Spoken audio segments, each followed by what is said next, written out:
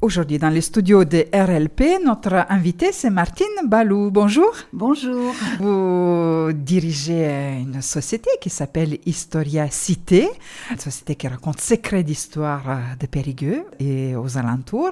Et aujourd'hui, vous nous amenez une nouvelle histoire pour une nouvelle visite que vous avez concoctée pour samedi 22 août.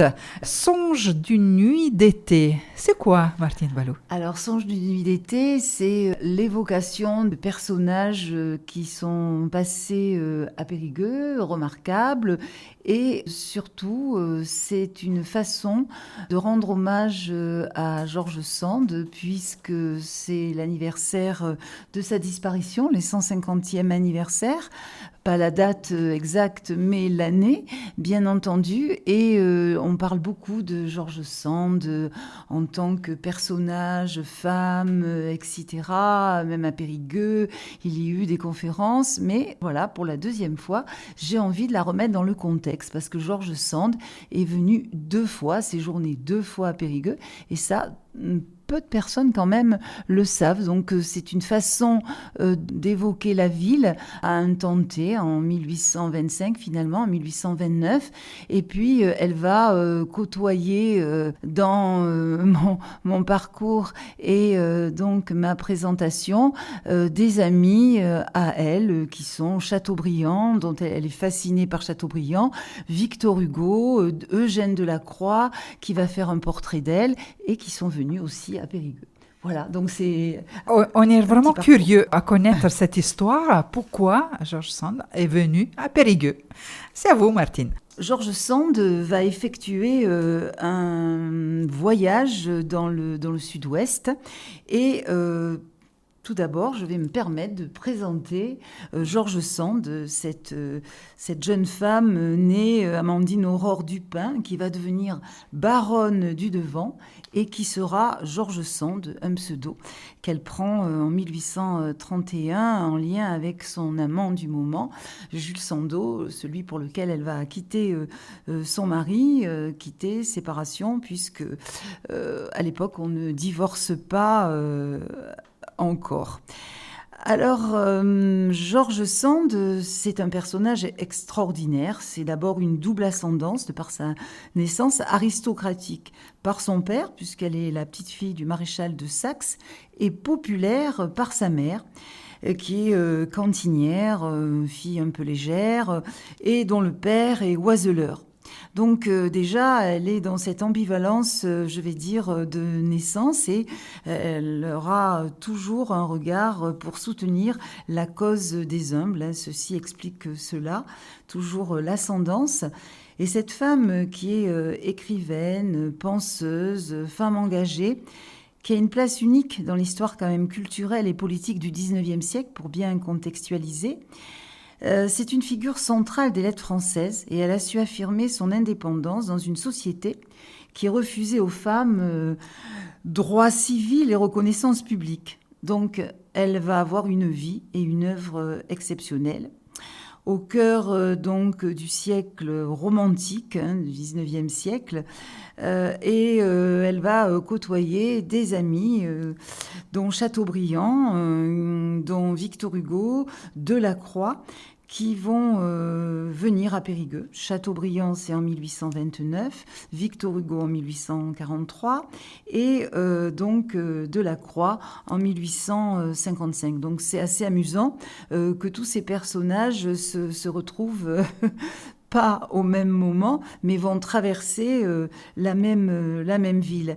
Et en mettant cette femme qui est une ambassadrice de finalement son territoire, le Berry, c'est aussi la raison pour laquelle je suis passionnée par cette femme libre, engagée et qui en même temps a un rapport à la nature et un souci de relier l'art et la vie en font une référence finalement pour notre 21e siècle. C'est une figure moderne.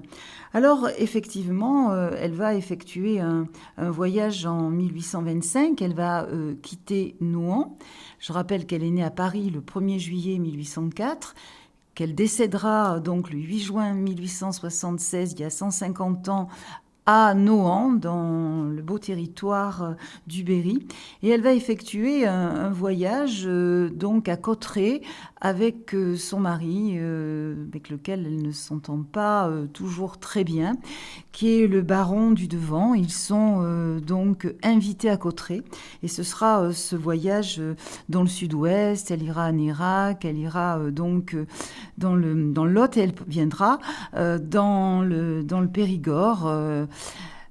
Et nous aurons le plaisir finalement de la rencontrer à Périgueux à travers ses écrits. Alors déjà, dans cet esprit un peu romantique et romanesque, comme j'aime bien le dire, elle est émerveillée par les Pyrénées, elle s'émerveille devant la nature, et puis elle va découvrir Périgueux. Et selon la rumeur de ce 19e siècle, Aurore, donc cette future George Sand, aurait fait tourner des tables, aurait participé à une séance de spiritisme très en vogue en ce temps-là et prisée aussi par Victor Hugo dans la maison dite du pâtissier que tout le monde connaît, place Saint-Louis. Alors, comment se fait-ce ? Eh bien, au-delà de cette anecdote, le 1er juillet 1825, le jour de ses 21 ans, et toute jeune, Aurore quitte donc Nohant pour les Pyrénées, avec Maurice, quand même, son fils âgé de 2 ans, et son époux, et traverse Périgueux pour la première fois. Nous verrons qu'il y reviendra en 1829. Donc il demeure à Cauterets, où Aurore va se lier avec 2 voyageurs qui se connaissent depuis peu. Aurélien de Sèze, jeune magistrat bordelais, et Zoé Leroy, la fille d'un négociant de Bordeaux. Donc cette dernière va devenir d'ailleurs rapidement la confidente des amours d'Aurélien et d'Aurore, que l'on dit essentiellement platonique, mais on ne sait pas trop. En tous les cas, cela va être son objectif, de revenir donc à Périgueux en prétextant de voir ses amis, ce qu'elle fera, mais en même temps de revoir son amant à Bordeaux, Aurélien de Sèze. Et cette première rencontre, voilà, je voulais le préciser, est inscrite dans l'histoire de sa vie, puisque quand elle va venir traverser les Pyrénées, elle va réaliser son petit journal de bord, comme on dit, et elle publiera plus tard tous ses écrits dans Histoire de ma vie, et également dans ses correspondances. Alors c'est le 15 novembre justement 1825, dans une lettre des confessions destinée à son époux. Donc elle va réaliser ses écrits un petit peu plus tard, mais elle consigne déjà dans son carnet ses impressions. Et il y a des tensions entre les deux époux. Voilà ce qu'elle dit. Tu as lu mes réflexions écrites à Périgueux. Donc on est sûr qu'elle est venue à Périgueux. Elles t'ont appris que j'étais malheureuse. Alors, hélas, j'ai bien hésité à te l'avouer. Mais cette ville me paraît agréable, mais j'y suis triste à mort. Effectivement, on retrouve dans l'histoire de sa vie une violente altercation entre elle et Casimir, et elle va partir seule dans la ville, marchant sur les pavés de Périgueux, en grande réflexion. Et le temps s'écoule, elle reviendra donc en 1829. En 1829, c'est du 28 novembre au 11 décembre. Elle va revenir avec ses 2 enfants. À ce moment-là, elle a une petite fille, Solange, qui a 1 an, et son fils, Maurice, a 6 ans. Elle arrive le 28 novembre. Elle est partie de Limoges à 10h. Et on dit qu'elle arrive à Périgueux à minuit, donc bien sûr dans une diligence. La poste à chevaux à l'époque est rue Gambetta, en face de la caisse d'épargne, qui n'avait pas le même visage, qui était en fait un édifice du 19e siècle. Et pourquoi vient-elle à à Périgueux, bien parce qu'elle a trouvé un prétexte. Elle va chez des amis, les Mollier, dont le chef de famille est receveur des contributions et qu'elle avait connu à Nohant, puisqu'il était chef des contributions ambulant. Et donc, elle va retrouver également ce Jean-Jacques Mollier et son épouse, Rose Félicité, qui fut, figurez-vous, la maîtresse de son père et qui a donc une fille qui se nomme Félicie et qui à un moment donné fut supposée être peut-être sa demi-sœur, mais ça ne correspondait pas avec l'histoire de son père Maurice, qui était à l'époque donc sur le front. Donc elle vient chez eux. On a beaucoup hésité. On dit aussi qu'elle aurait pu être dans une demeure à Champsvinel, à Pin-le-Brède. Et en fait, c'est pas tout à fait ça, puisqu'on retrouve des documents qui font que dans le recensement de 1831, on trouve un monsieur Molliette qui habite donc au Pont Neuf. Où est le Pont Neuf ? Eh bien, c'est à côté. Tout simplement du nouveau pont. Le nouveau pont, c'est le pont Saint-Georges. Donc, il s'avérerait qu'elle serait plutôt dans l'espace qui se trouve entre le pont Saint-Georges et ce qui est aujourd'hui le lycée Bertrand de Born, et autrefois qui était donc un lieu avec des couvents, avec des jardins. Cela reste encore un petit secret d'histoire qui n'est pas complètement exploré, mais elle décrit vraiment le lieu, puisqu'elle dit « Les Mollier ont une habitation charmante au milieu des jardins, dans une situation délicieuse et dans un air vif qui me donne faim 4 fois par jour. Un perruquier charmant qui marche en pirouette vient me coiffer à domicile. » Et donc, elle a traversé ce Périgueux déjà 5 ans auparavant. Comment était ce Périgueux? C'est une façon aussi de se replonger dans l'histoire. À ce moment-là, eh bien, il était en partie corseté par un rempart médiéval à l'est. Et on avait fêté en mai le sacre de Charles X à Reims, donc c'était en 1825, la première fois qu'elle vint, avec une grande messe, avec des cortèges à laquelle s'étaient rendues donc les autorités civiles et militaires. Et George Sand, dans ses écrits, mentionne vraiment aussi ces parades militaires à Périgueux, qui avait lieu sur le kiosque et qui était tout près de la cathédrale Saint-Front, dans la rue traversante. Cette cathédrale qui va aussi la fasciner. Elle en parlera puisqu'en 1829, ce fut l'année du jubilé.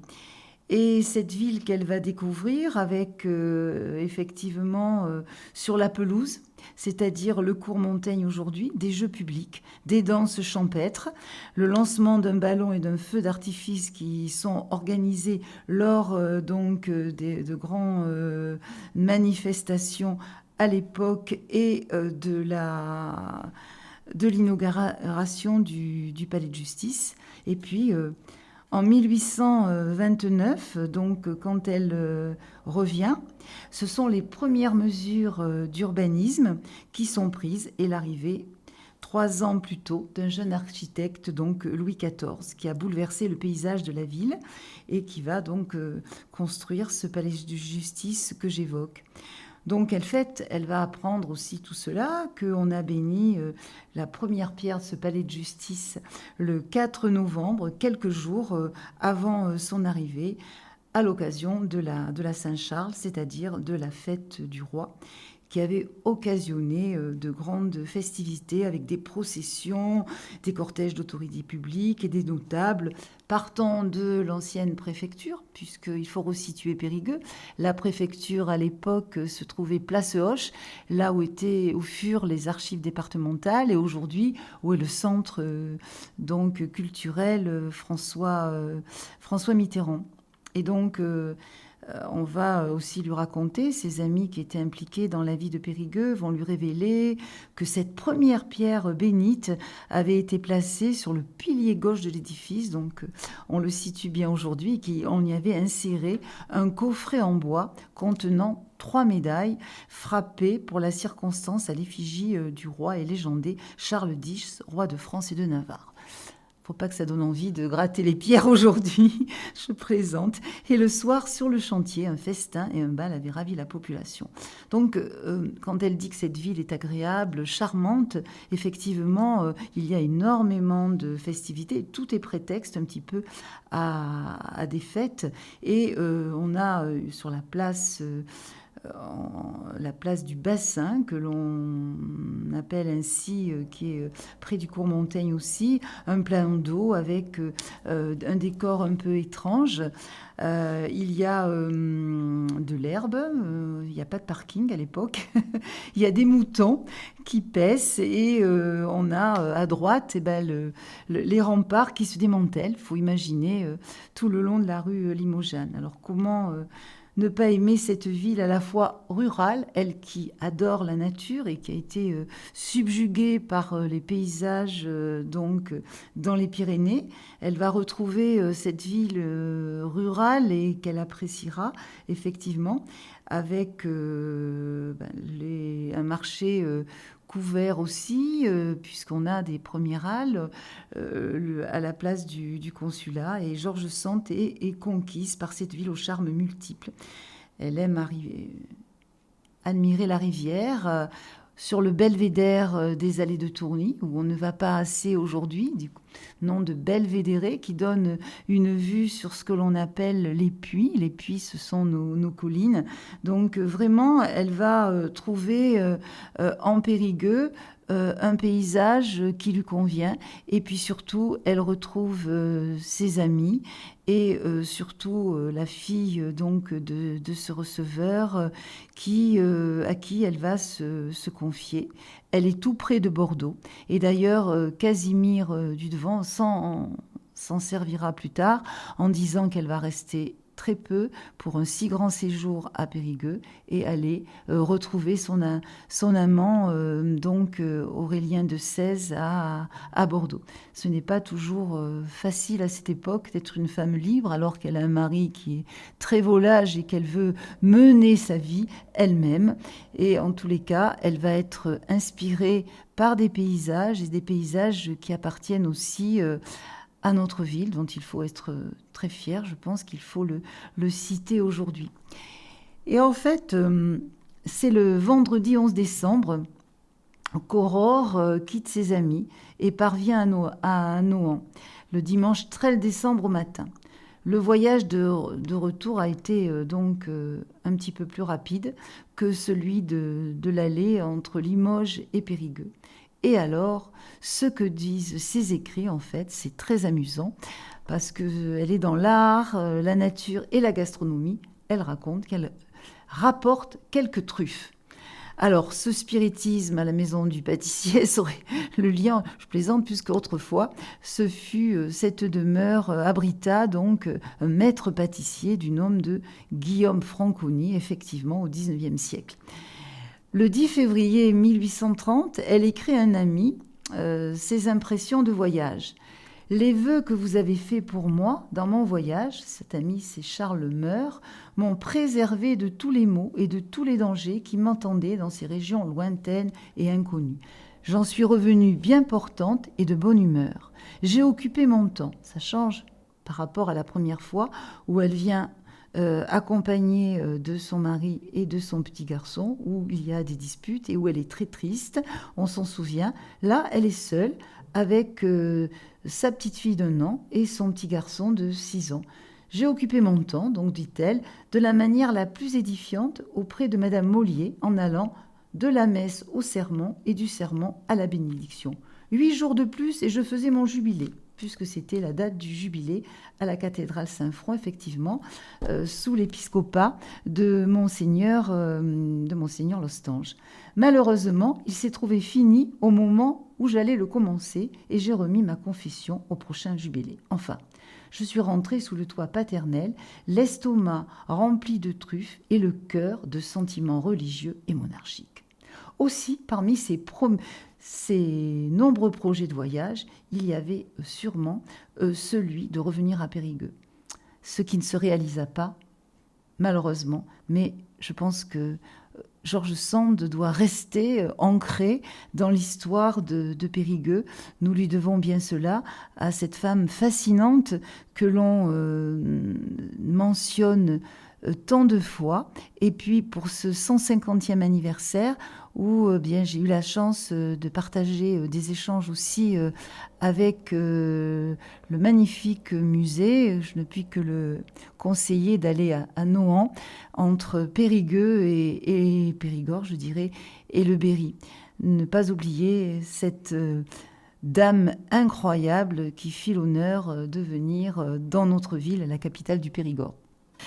Merci pour ces histoires passionnantes. Mais il y a une visite guidée fondée sur cette histoire-là. Donc, vous pourrez amener les touristes et les périgourdins, ceux qui veulent, voir ces endroits liés à l'histoire de George Sand. Voilà, nous ferons cette visite donc en nocturne. Il faut réserver parce qu'il y a beaucoup de monde. La ville se dévoile autrement la nuit. Et je pense que George Sand aurait beaucoup aimé une visite de Périgueux la nuit.